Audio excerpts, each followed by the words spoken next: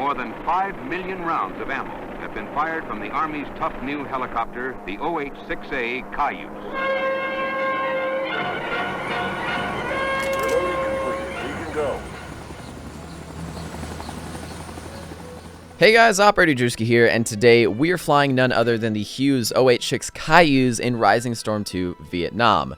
Now this is the predecessor to the MH-6 Little Bird, which is by far my favorite aircraft ever. It's such an interesting aircraft. The military and anybody who uses it always uses it in such interesting ways compared to just a standard attack helicopter where you just fly up in the air and shoot with the gunner down at objectives with thermal soaps. This thing is an interesting aircraft because it always is that aircraft doing crazy maneuvers, going into objectives, doing LZs and stuff, and also it's used for such interesting concepts that you would never think it was used for, like being a bullet sponge. Like literally being a bullet sponge in Vietnam, this helicopter was used for that. And it's such a tiny little helicopter that you wonder why. But it's interesting just to hear the stories from the actual pilots. Now, I actually was able to talk to a LOACH pilot that flew back in Vietnam. And this was a lot more common of a thing for these small light helicopters to actually be in battles back then. Now it's mostly Cobras and Apaches flying up in the air. Not really much Little Bird action anymore, just because combat has changed and there's a lot more different threats that we're fighting nowadays. But back in the day, they nicknamed the Cayuse the LOACH because it's a light observation helicopter. LOH kind of sounds like LOACH at the same time. Light observation, that's what they call it when you fly a Little Bird above 500 meters above an enemy objective and just sit there. You just sit there. That's literally what this pilot told me about what happens in Vietnam, is that they would fly these LOACHs up in the air about 500 meters above an objective and just take AK fire. That's seriously what they would do. And they would look back down at the ground and go, okay, that's where I'm taking fire from because I can literally hear it because there's no doors on the side of this helicopter.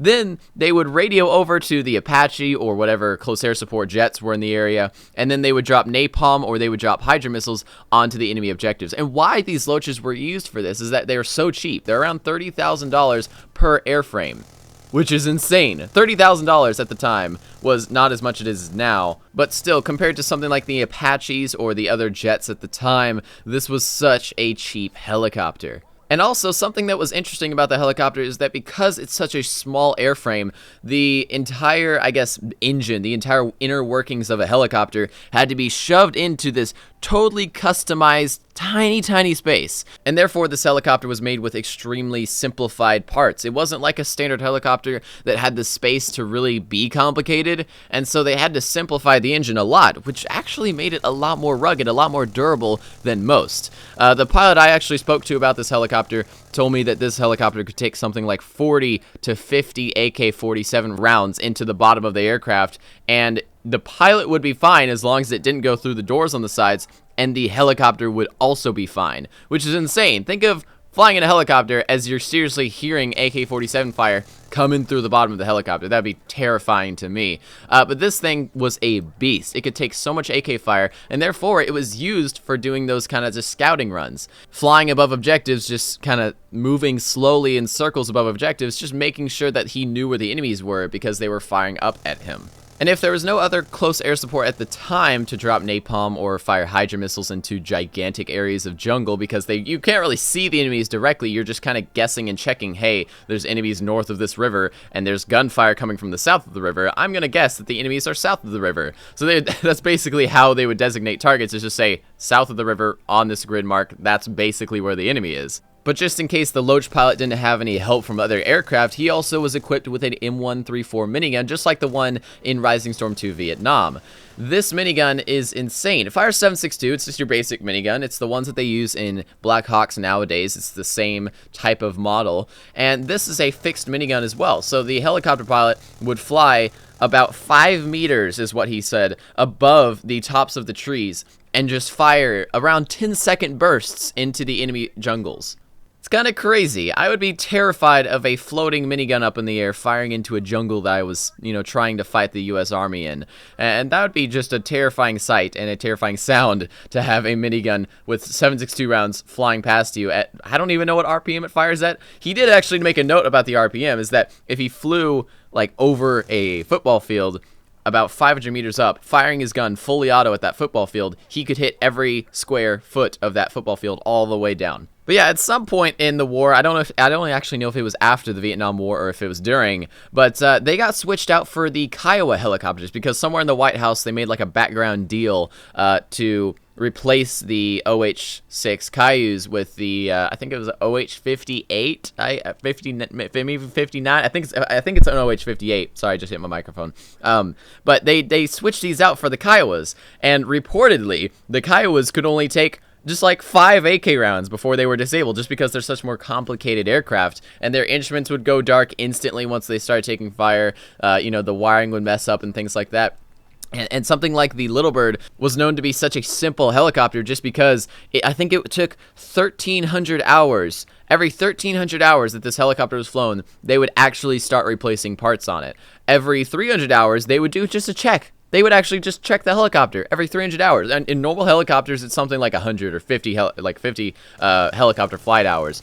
But in something like a Loach, 300 hours, it's good. It's good enough. And so it was one of the cheapest aircraft to maintain back in Vietnam, just because it's literally a $30,000 airframe. That's as much as your normal, brand new car nowadays. And it's just funny how such a cheap and little helicopter had one of the highest survivability rates in all helicopter history. And also in the process broke 23 world records of how far it could fly, how high it could fly, how fast it could fly, and all these different types of things, how fast it could spin around in circles and stuff.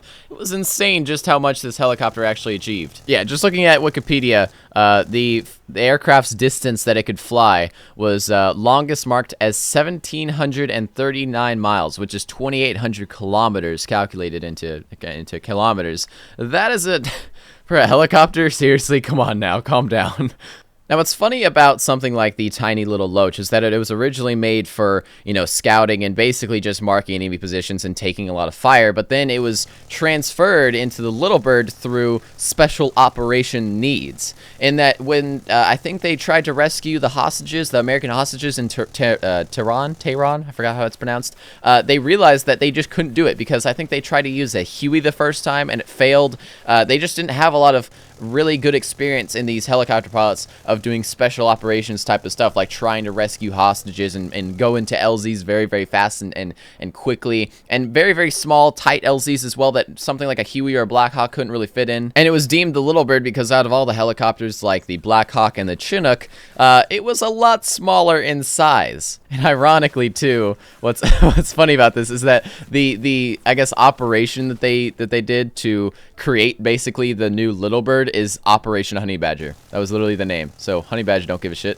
Now watch this. Look, a snake's up in the tree. Honey Badger don't care. Honey Badger don't give a shit. It just takes what it wants. Now, what I actually didn't know about the Little Bird is that its main, I guess, improvements were in its weaponry capabilities. You could hook on a lot more guns to this thing. On standard variants, it would just have the 2 miniguns, but you could also have 2 50 BMGs additionally set up after the miniguns on this thing.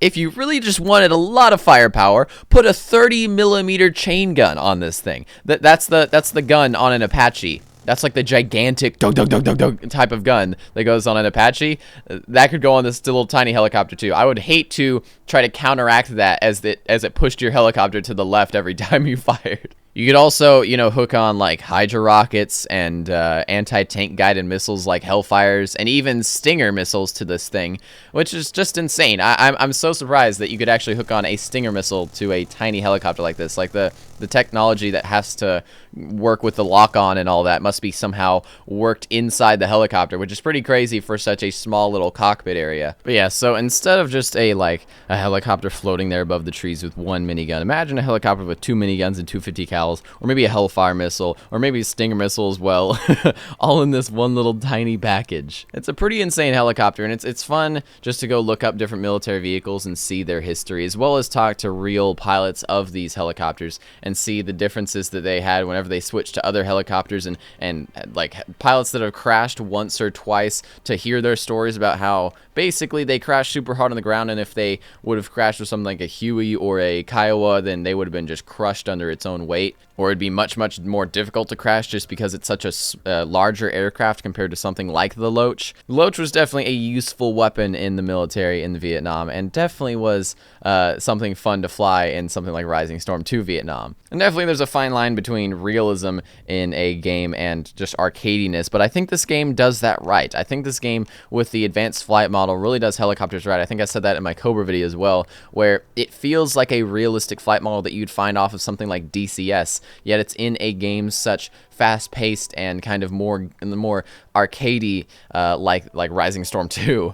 And it's just nice to see a game like Rising Storm 2 go really hardcore in helicopter flying so that we, us helicopter nerds, can really enjoy the physics and the realistic movements that helicopters actually make, compared to playing something like Battlefront or Battlefield, where planes are absolute just nerf paper airplanes flying up in the air that never stall. And yeah, just seeing something like this in a video game really makes me happy, because it's a really enjoyable experience. Like, I would suggest, if you play Rising Storm 2 Vietnam, man, really, you got to get that combat role flying, because it's super fun to fly the little birds in this game. I fly with the advanced flight model, and I would suggest it just because it gives you a little bit more control, I feel like, especially if you are experienced in, like, Arma flying helicopters, or I don't even know what games.